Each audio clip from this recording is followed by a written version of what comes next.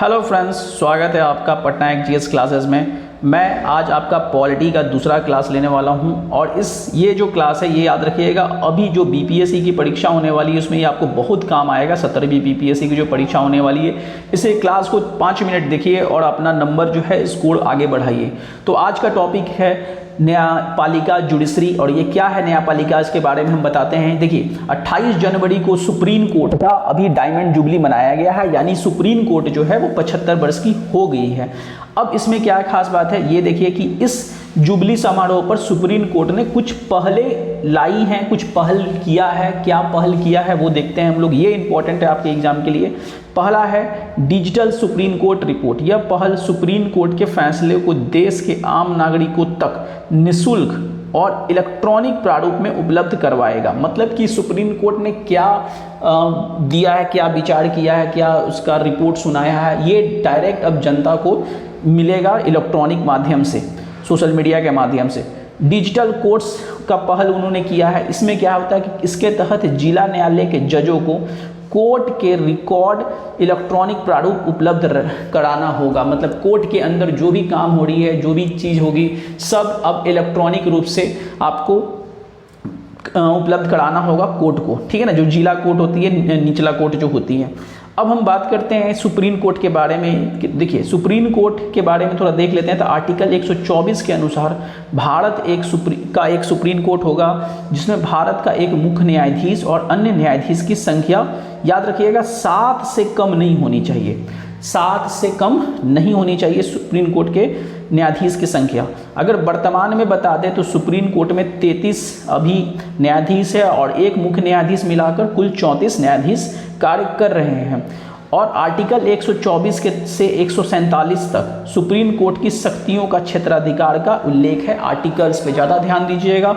अगला है आपका नोट, अगर हम देख लेते हैं यहाँ से, ये ज़्यादा इंपॉर्टेंट है। आर्टिकल 31 देखिए क्या बोलता है सुप्रीम कोर्ट का। ये आर्टिकल है कि संघीय विवाद, यानी कि सेंट्रल्स का किसी भी किसी भी स्टेट से कोई विवाद होगा तो उसका निर्णय ये करेगा आर्टिकल 131 के तहत। आर्टिकल 32 आप जानते होंगे, बहुत फेमस है। मौलिक अधिकार को लागू कराने का अधिकार भी सुप्रीम कोर्ट के पास है। आर्टिकल 136 सुप्रीम कोर्ट ने अपने विवेकानुसार भारत के राज्य क्षेत्र में किसी न्यायालय या अधिकरण द्वारा किसी वाद या मामले में पारित आदेश की अपील के लिए इजाजत दे सकता है। ये आपका आर्टिकल 136 के तहत है।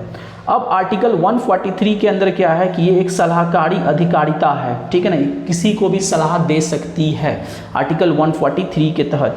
आर्टिकल 137 स्वयं के निर्णय आदेश की समीक्षा करेगी। मान लीजिए सुप्रीम कोर्ट ने कोई निर्देश दिया है या निर्णय पहले दिया है, अगर उसमें कुछ भूल चूक हो गई है तो उसकी भी वो समीक्षा करके उसको सुधारने का काम करेगी। अब देखिए सुप्रीम कोर्ट संविधान के आर्टिकल 130 का उपयोग कर अपनी क्षेत्रीय पीठ स्थापित कर सकती है। मान लीजिए कि दिल्ली के अंदर सुप्रीम कोर्ट है, अब वो तमिलनाडु या कहीं और जगह पर वो अपना पीठ स्थापित कर सकती है किसी केस के लिए, तो वो आर्टिकल 130 को यूज़ करेगी और वहाँ पर वो अपना पीठ स्थापित कर सकती है। और इसके लिए भारत का जो मुख्य न्यायाधीश होगा वो राष्ट्रपति से सलाह लेगा। अगला टॉपिक है आपका, देखिए मानहानि। मानहानि क्या होता है, जिसको डिफेमेशन बोलते हैं। मानहानि एक वर्ड है जो भी हाल ही में चर्चा में रहा है। क्या है मानहानि, तो किसी व्यक्ति की प्रतिष्ठा को नुकसान पहुंचाने के इरादे से प्रकाशित या असत्य बातें, जो अपमानजनक टिप्पणी करना होता है, ये आपके मानहानि के अंदर आती है। तो देखिए मानहानि के अंदर आपकी आपराधिक भी या सजा मिल सकती है आपको, या सिविल सजा भी मिल सकता है, ठीक है। अब देखिए भारतीय न्याय संहिता 2023 के अनुसार दोषी व्यक्ति को सामुदायिक सेवा करने की सजा का प्रावधान किया गया है। ये 2023 में इस चीज़ को जोड़ा गया है कि मान लीजिए कि किसी व्यक्ति ने समाज के लिए कुछ ऐसा कर दिया जिससे कि समाज के लोग या कोई भी लोग उस पर जाके केस कर दिए मानहानि का, तो कोर्ट क्या करेगी कि उसको समाज का सेवा करने का मौका देगी, ताकि आप एक सजा के रूप में भी हो जाएगा उसके लिए। और ये 2023 के अंदर ये लागू हुआ है। अब देखिए मानहानि का केस आर्टिकल 21 यानी जीवन की गरिमा के बेस पर है। अब देखिए मानहानि क्यों लगता है, तो देखिए आर्टिकल 21 हमारा ये बोलता है कि आपका जो जीवन दिया गया है उसमें भी आपकी गरिमा है, ठीक है। आपकी गरिमा को अगर कोई ठेस पहुंचाता है तो आप उसके तहत उस पर केस कर सकते हैं। तो ये फंडामेंटल राइट्स की अवहेलना करने के कारण आप किसी पर भी मानहानि का केस लगा सकते हैं।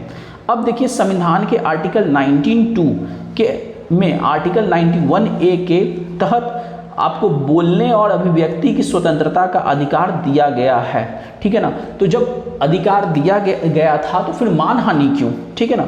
तो यहाँ पर देखिए क्लियर लिखा गया है कि हम आर्टिकल 19 यूज़ करके किसी को भी बोल सकते हैं, किसी को भी कुछ कर सकते हैं, बट यहाँ पर याद रखिएगा कुछ रोक लगाई गई है, वही रोक मानहानि के तहत है। ऐसा नहीं कि आप हर चीज़ बोल सकते हैं, हर चीज़ कर सकते हैं आर्टिकल 19 यूज़ करके, ठीक है ना।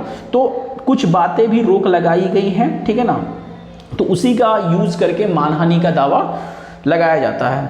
अब देखिए IPC 499 जो है मानहानि की परिभाषा को दिखाता है और IPC 500 जो है 2 साल की कैद या जुर्माना का मानहानि पर दिखाता है। अब सुप्रीम कोर्ट का कुछ खास केस देख लेते हैं।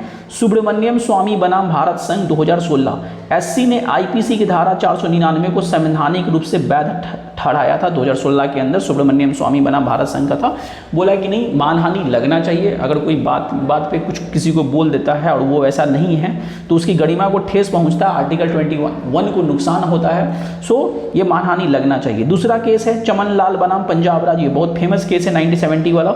सुप्रीम कोर्ट ने मानहानि के मामले को में नेक इरादा और प्राथमिकता को भी ध्यान में दिया है कि मान लीजिए कि किसी की गरिमा को अगर ठेस पहुंचाया जा रहा है, उसमें इरादा उसका नेक था या प्रामाणिकता देखा गया है, तो उसमें केस कुछ और हो सकता है, ठीक है ना। तो यहीं तक है आज का पॉलिटी का क्लास। अगले क्लास में मिलते हैं पॉलिटी के लिए, तब तक हमारे वीडियो को सब्सक्राइब कीजिएगा, लाइक कीजिएगा। मिलते हैं नेक्स्ट वीडियो में। जय हिंद।